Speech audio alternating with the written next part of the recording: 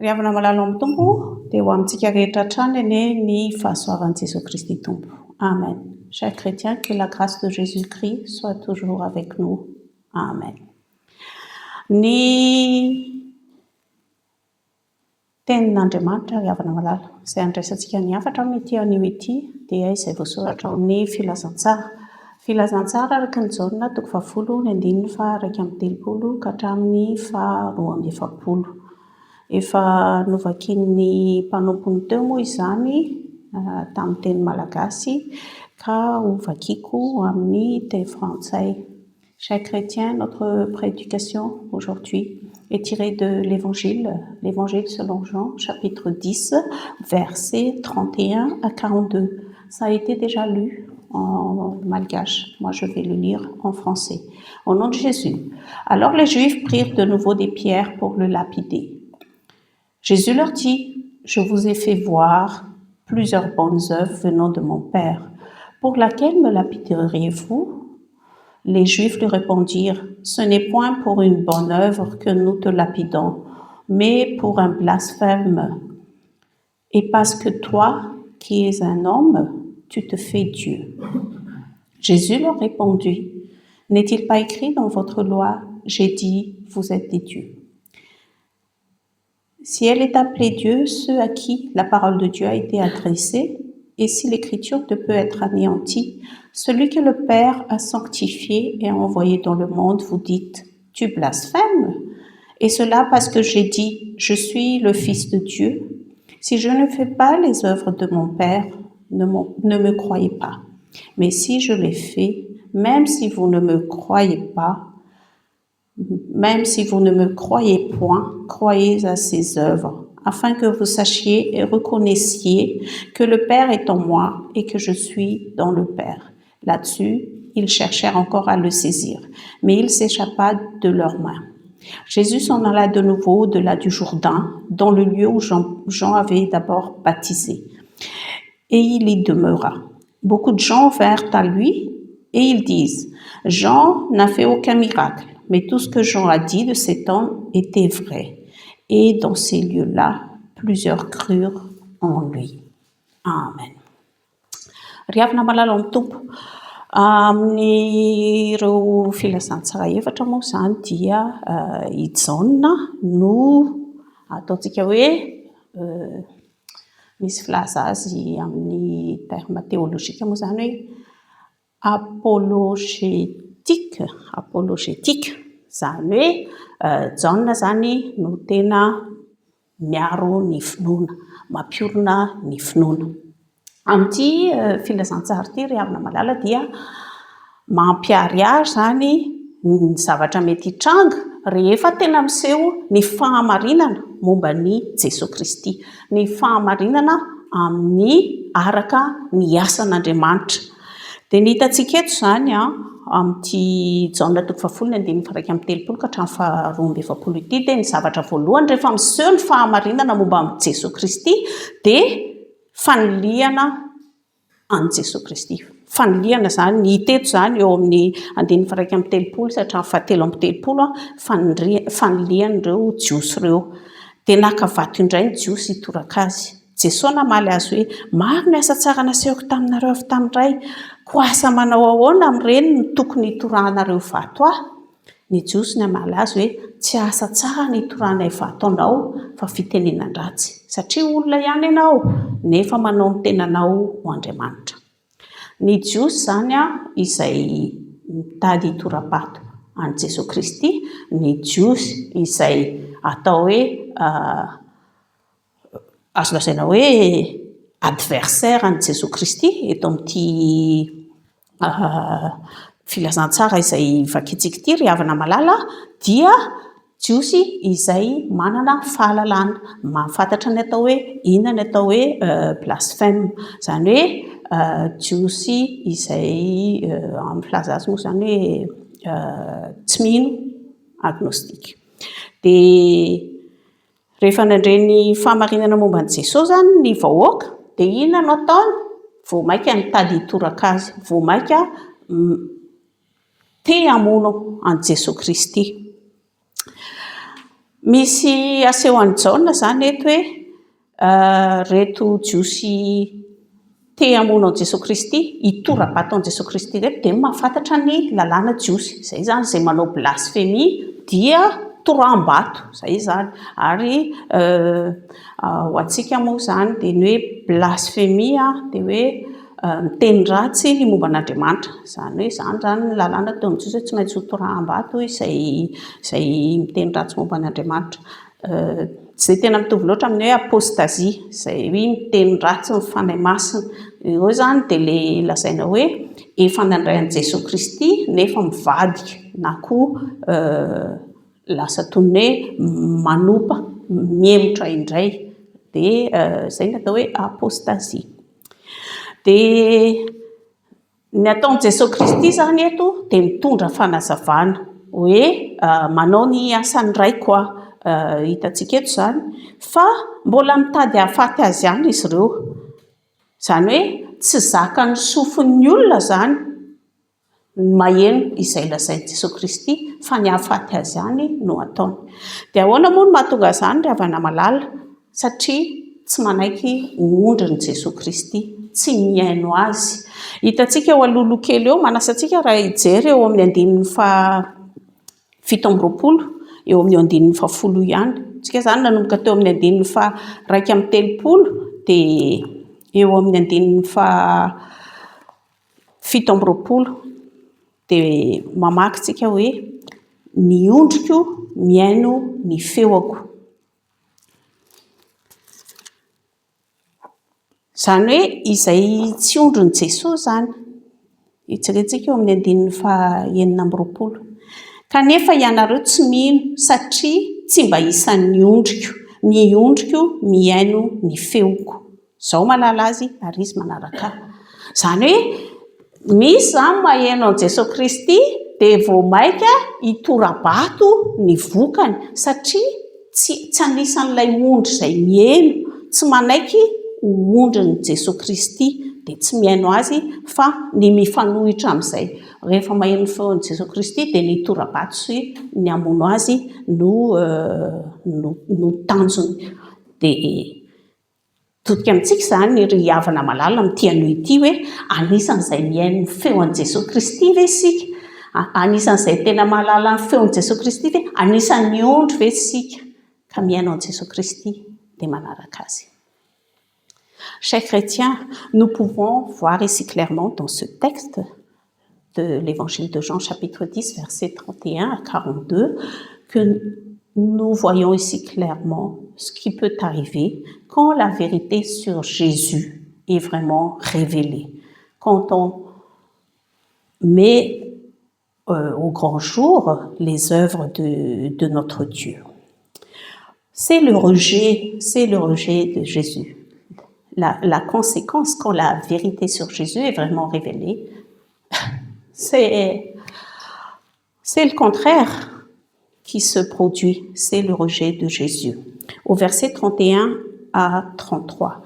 Alors que les Juifs prirent de nouveau des pierres pour le lapider, Jésus leur dit, « Je vous ai fait voir plusieurs bonnes œuvres venant de mon Père. Pour laquelle me lapidez-vous » Les Juifs lui répondirent, « Ce n'est point pour une bonne œuvre que nous te lapidons, mais pour un blasphème. Et parce que toi, tu es un homme, tu te fais Dieu. » C'était la loi des Juifs. Et chers chrétiens, même quand Jésus a donné des explications, même quand Jésus a vraiment révélé la vérité sur lui, ces Juifs cherchaient quand même à le tuer, à le lapider.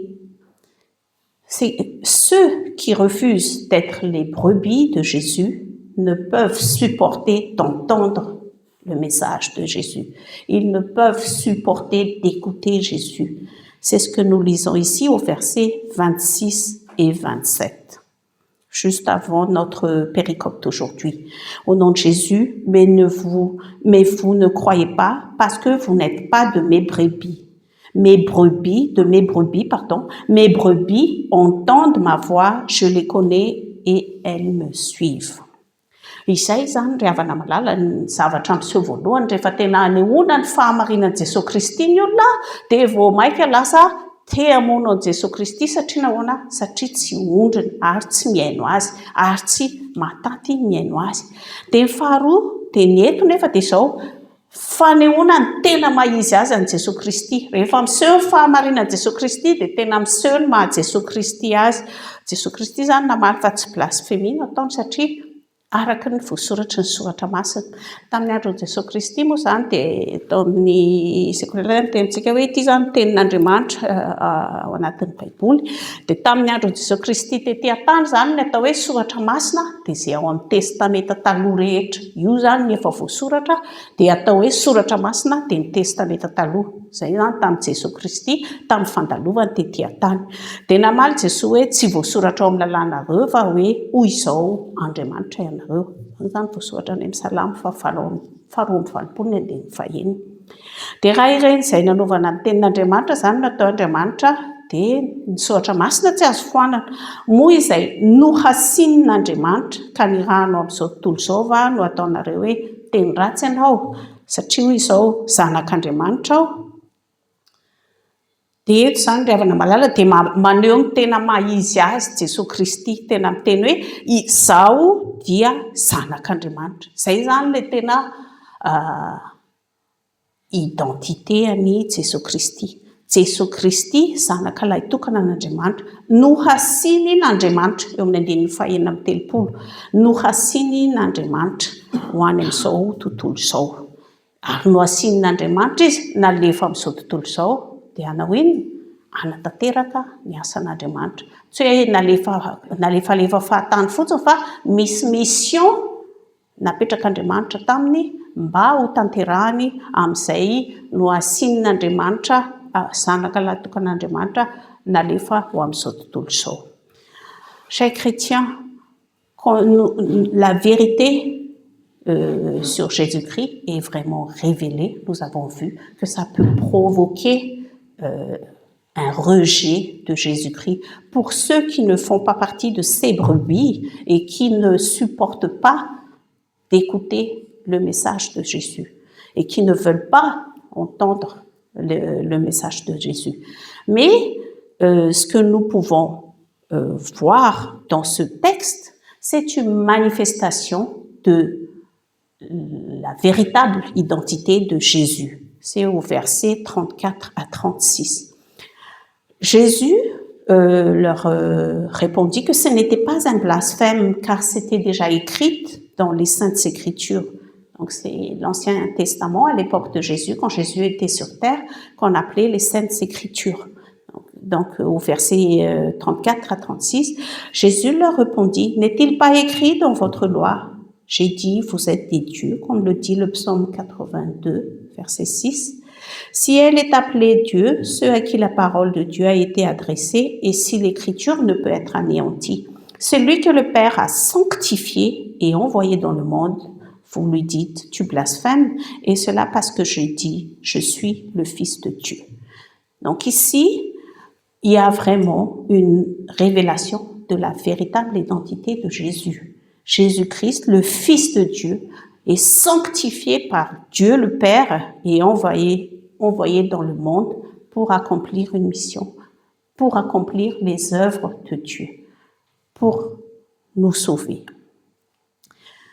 Dia araka izany ary rehefa malala rehefa tena miseho hoe zanak'Andriamanitra Jesosy Kristy dia nalefa tetỳ an-tany araka ny tenentsika teo misy mission dia hanatanteraka ny asan'Andriamanitra. Ka inona moa izany asan'Andriamanitra? Andriamanitra raitsika izay tanterahan'i Jesosy Kristy izany dia manohy isika eo amin'ny 5:30 ka hatramin'ny 7:30. Ny asan'Andriamanitra tanterahan'i Jesosy Kristy dia ahatonga ny olona ino. Izay ilay niteneniko antsika teo hoe hita manokana ato amin'ny filazantsara ny Jaona zany izay fampiorenana ny olona ino izay fampiorenana ny finoan'ny olona. Nambaran'i Jesosy Kristy fa na tsy ino azy ary eo, ny asa ataony kosa dia tokony hafantarana fa zanak'Andriamanitra tokoa Jesosy Kristy. Eo amin'ny 5:30 zany efa hitantsika teo hoe nohasininy iray Jesosy Kristy. Nohasininy zany hoe any amin'ny testamenta taloha moa zany mbola tsy misy zany teny hoe Kristy zany fa hoe Messia.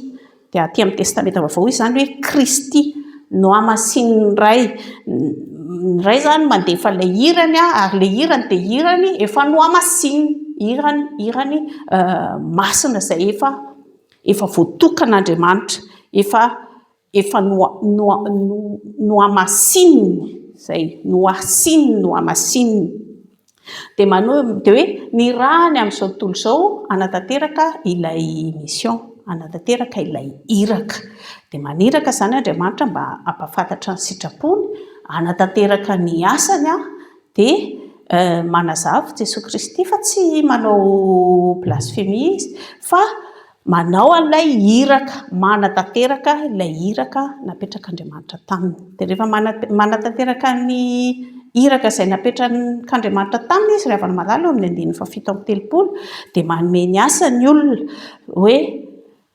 manatanteraka ny asan'Andriamanitra mba hatao inona? Tsy hoe manatanteraka ny asan'Andriamanitra fotsiny satria te hanatanteraka ny asan'Andriamanitra fa mba ino?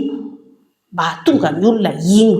Zay zany le eo amin'ny andininy fito amby telopolo hoe na tsy ino ahy aza nareo dia mino noho ny asan'Andriamanitra izay atao mba hahatonga ny olona ino. Zay zany le tena hoe manatanteraka ny asan'Andriamanitra izy, manatanteraka mission napetrak'Andriamanitra taminy Jesosy Kristy tompontsika mba hahatonga antsika ino.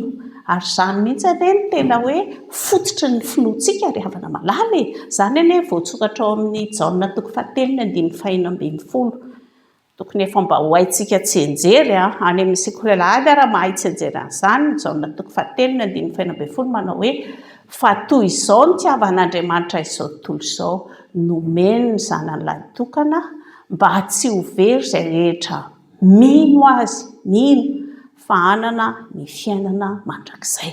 Zay zany le tena hahatongavan'i Jesosy Kristy hoe anatanteraka ilay famonjena izy mba hahatonga antsika ino dia handray an'ilay famonjena dia hanana fiainana mandrakizay.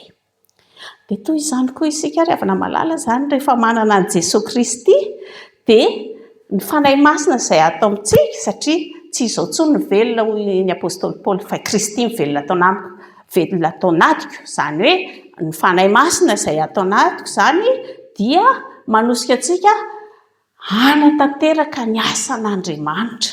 Rehefa mino zany isika indray ilay famonjena dia tokony manatanteraka koa ny asan'Andriamanitra, manatanteraka ny asan'Andriamanitra mba hahatonga ny olona ino azy.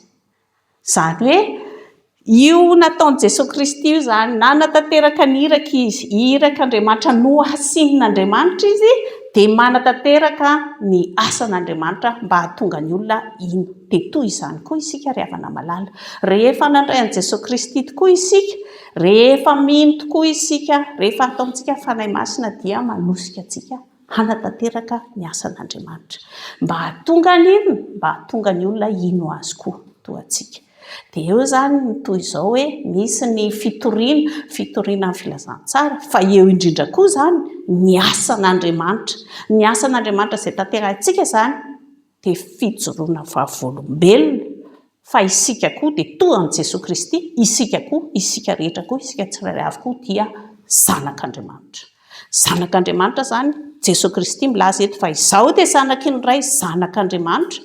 Tsika koa zanak'Andriamanitra noho ny fananantsika an'i Jesosy Kristy, noho ny finoantsika, fanahy masina atao amintsika dia manosika antsika koa hanatanteraka ny asan'Andriamanitra mba hahatonga ny olona ino. Eo zany ny fitoriana fa eo koa ny asa fanatanterahana ny asan'Andriamanitra maneho vavolombelona fa isika koa dia zanak'Andriamanitra. Chers chrétiens, quand la vérité sur Jésus est révélée, nous avons vu que ça peut provoquer un rejet pour ceux qui n'écoutent pas, pour ceux qui ne font pas partie des brebis de Jésus. Nous avons vu que Jésus a manifesté sa véritable identité. Il est le Fils de Dieu, le seul Fils de Dieu qui est envoyé pour nous sauver. Souvenons-nous, chers chrétiens, que la base de notre foi, c'est la mission que Jésus a accomplie sur terre. Jésus ici a déclaré à ces Juifs, même si vous ne me croyez pas, croyez-en aux œuvres que j'accomplis, parce que cela prouverait que Jésus est véritablement le Fils de Dieu. Mais au verset 37 et 38, c'est écrit, « Si je ne fais pas les œuvres de mon Père, ne me croyez pas. Mais si je les fais quand même, vous ne me croyez pas. Croyez à ces œuvres afin que vous sachiez et reconnaissiez que le Père est en moi et que je suis dans le Père. » Donc, même Jésus a déjà manifesté sa véritable identité. Il est le Fils de Dieu. Les gens ne veulent pas croire, mais il dit, croyez-en aux œuvres que j'accomplis. Et Jésus est envoyé dans le monde pour accomplir une mission, c'est de nous sauver. Et c'est la base de notre foi. C'est ce qui est écrit dans l'Évangile selon Jean, chapitre 3, verset 16, que nous devons connaître par cœur, parce que c'est la base de notre foi chrétienne, car Dieu a tant aimé le monde qu'il a donné son Fils unique, afin que quiconque croit en lui ne périsse point, mais qu'il ait la vie éternelle. Chers chrétiens, de même, nous qui avons déjà accepté Jésus comme notre Seigneur et Sauveur, comme dit l'apôtre Paul, ce n'est plus moi qui vis, c'est Christ qui vit en moi. Donc c'est le Saint-Esprit qui est en nous. Si nous aussi, nous avons la foi en Jésus, nous aussi, nous devons être motivés, nous devons être volontaires, nous devons accomplir avec joie et avec une telle ferveur les œuvres de Dieu, afin que les gens croient aussi en Jésus. C'est ainsi donc que nous annonçons la bonne nouvelle, nous annonçons l'évangile de Jésus-Christ, qu'il a vaincu la mort pour nous. C'est ce qu'on a dit au Jean 3,16. Mais ça doit être suivi d'œuvres de Dieu, témoignant que nous aussi, comme Jésus, nous sommes véritablement des enfants de Dieu. Dia izay zany ry havana malala ny zava-dehibe hoe manana an'ilay finoana isika dia mila asa koa mba hoentina hitarika ny olona ino. Zany hoe ilay finoana zany misy vokany, mivoaka amin'ny asa fa tsy hoe finoana fotsiny dia mino dia izay voatazona fotsiny tia tena fotsiny zany tsika za mino dia voavonjy dia izay. Hitantsika eto tsara fa finoanan' Jesosy Kristy zany dia misy vokany ary rehefa manana zavatra tsara zany ianao nandray an'ilay famonjena dia hizara amin'ny hafa koa mba ho voavonjy koa ny hafa, mba iny koa ny hafa ary fijoroana vavolombelona eo amin'ny asa. Dia izay zany ilay mahazava-dehibe ny finoana ry havana malala. Dia eto zany hoe finoana an' Jesosy Kristy zany dia eo amin'ny tapany farany hitantsika eo amin'ny 9:30 ka hatramin'ny 12:70. Manao hoe dia nitady hisambotra azy indray ny jiosy fa nandositra azy izy. Rehefa nandafantatra amin'ny fomba rehetra ny jiosy dia lasa nakany andafin'ny Jordana Jesosy. Nandositra zany Jesosy teto, nandositra izy. Tsy namakivaky teo ampovoan'ny olona zany izy hoe teo zany ilay jiosy saika hitora-bato azy, fa nandositra Jesosy Kristy. Nandositra zany Jesosy Kristy mba tsy ho fatin'ny vato. Eto zany mbola tsy tonga ny fotoana, tsy maintsy manatanteraka ilay iraka izay nampanaovina azy izy, tsy maintsy manatanteraka izay mission nampanaovina azy izy, nefa ilay mission zany dia mbola misy ao amin'ny planin'Andriamanitra dia tsy maintsy miantona amin'ny hazo ny fahafatesan'i Jesosy Kristy. Toy ilay mena rana tany an'efitra zany niantona teo amin'ny hazo, tsy maintsy toy izay. Zany hoe afaka naneho ny heriny izy hoe za tsy nahotoroam-bato raha tsy mampanena fa nandositra mihitsy zany Jesosy Kristy mba ahatanteraka ny planin'Andriamanitra ary mba ahatanterahany ilay asan'Andriamanitra izay lazaintsika teo hoe ilay iraka no hasinin'Andriamanitra izy hanatanteraka ny iraka dia ny hanolotra ny ainy hamonjy antsika dia hiantony eo amin'ny hazo toy ilay menarana tany an'hevitra. Dia eo amin'ny 1:7 hoe ary maro ny nakeo aminy ka nanao hoe Jaona tsy mba nanao famantarana, nefa izay rehetra nolazainy amin'ity lehilahy ity dia marina avokoa, ary maro ny nino azy teo. Nandositra izany, nandositra tany an'hevitra any amin'ny toerana nisy an'ny Jaona mpanao batisa. Jaona mpanao batisa moa fantatsika dia tany an'hevitra. Dia rehefa nandositra tany Jesosy Kristy, nandositra any amin'ny désert, battre en retraite, dia tanteraka avokoa ny fanambarany Jaona mikasika an Jesosy. Dia betsaka izany nino an Jesosy ny olona noho ny fahatanterahany fanambarany Jaona mikasika an Jesosy. Tsy nisy hoe famantarana izany fa hoe tanteraka daholo izay nitenen'i Jaona mpanao batisa, izay mpialoha lalana, mpamboatra lalana ho an'i Jesosy, tanteraka ary nino ny olona. Ry havana malala, todika amintsika izany. Aza miandry famantarana, aza miandry ny fahagagana, vao ino fa ny tenin'Andriamanitra no fototra tsara indrindra ny renana ny finoana. Efa nilazaintsika teo izany. Aoka isika hitombo fahalalana amin'ny soratra masina. Efa nozaraintsika izany tao anatin'ny 10 minitra ny sekoly lahady. Ampitomboy ny finoantsika ry havana malala amin'ny fahafantarantsika ny tenin'Andriamanitra. Fa io ny fototra tsara indrindra anorenana ny finoana. Aza miandry fahagagana na famantarana. Dia Jesosy Kristy mihitsy ry havana malala ilay teny tonga nofo ilay tenin'Andriamanitra tonga nofo, nahatanteraka ny asana ny raha handray azy izy dia ny famonjenantsika ary andovatsika ny fiainana mandrakizay ao amin'ny fanjakana. Chers chrétiens, la foi en Jésus, il a accompli la mission qui lui était confiée par Dieu. C'est Dieu qui l'a sanctifié et il est venu sur terre pour accomplir cette mission. Et là-dessus, ils cherchèrent encore à le saisir malgré la manifestation de la véritable identité de Jésus, malgré les œuvres que Jésus a accomplies. Et nous voyons ici que Jésus, il s'est enfui, il s'en alla de nouveau au-delà du Jourdain, dans le lieu où Jean avait d'abord baptisé, et il y demeura. Beaucoup de gens vinrent à lui et ils disent « Jean n'a fait aucun miracle, mais tout ce que Jean a dit de cet homme était vrai. » Et dans ce lieu-là, plusieurs crurent en lui. C'est donc les derniers versets de ce texte, de 39 à 42. Jésus a dû battre en retraite. Il a dû s'enfuir dans le désert pour pouvoir accomplir sa vraie mission. C'est vraiment de mourir sur la croix. C'est donner sa vie pour nous sauver. C'est comme le symbole du serpent dans le désert lors de l'exode des Israélites d'Égypte.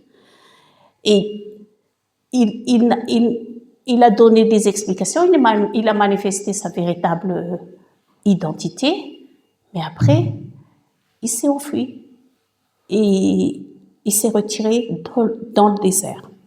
Et chers chrétiens, n'attendez pas de miracle, ni de signes pour croire en Jésus.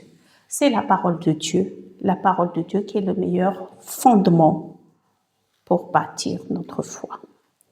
Jésus-Christ lui-même, c'est la parole faite chair et qui accomplit pour nous l'œuvre pour laquelle le Père l'a envoyé ici, dans ce monde, c'est de nous sauver, pour que nous puissions hériter d'une vie éternelle dans son royaume.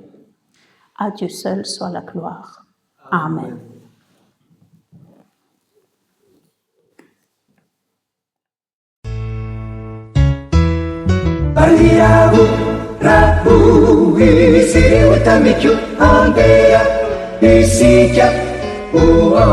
Tranon'i Jehovah,